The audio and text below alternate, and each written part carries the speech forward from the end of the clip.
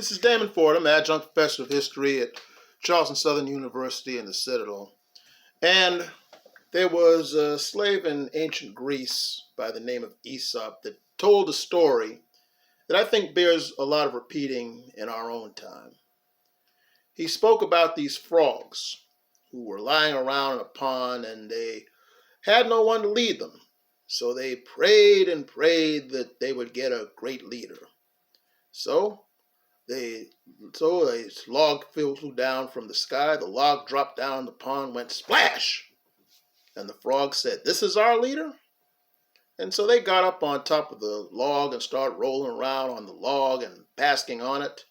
And they said, "You know what? This leader's kind of dull and we can't deal with this." So they prayed again. "Hey, we want another leader. This one doesn't make enough noise. He's not exciting enough."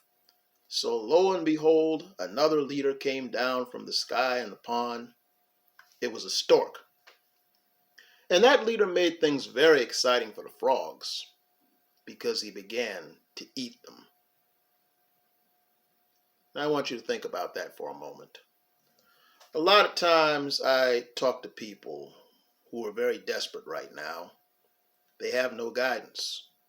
And they look for leadership in the wrong places in many occasions.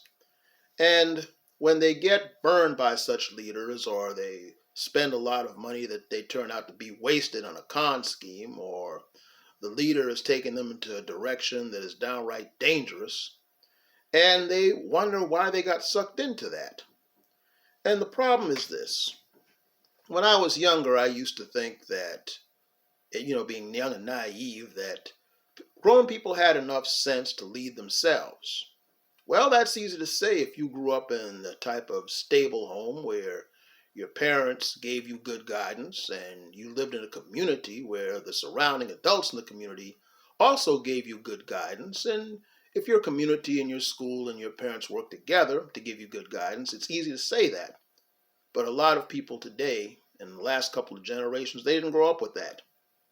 So thus, in their confusion, any leader that studies their psychology and tells them what they want to hear, they fall for it like that.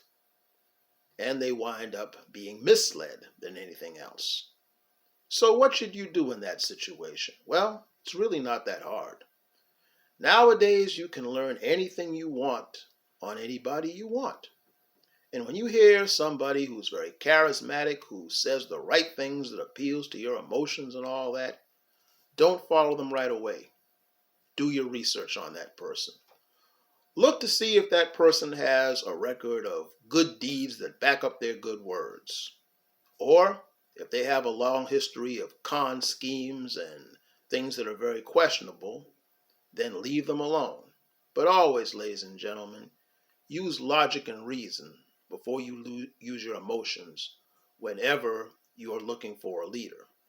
Because, let's face it, the average person needs a leader to show them which way to go and such. Because in life, there are few leaders and many followers, and few teachers and many students. Adam Clayton Powell, a great leader in his own day, once said it best: "Learn to be a leader and learn to be a follower." This is Damon Fordham.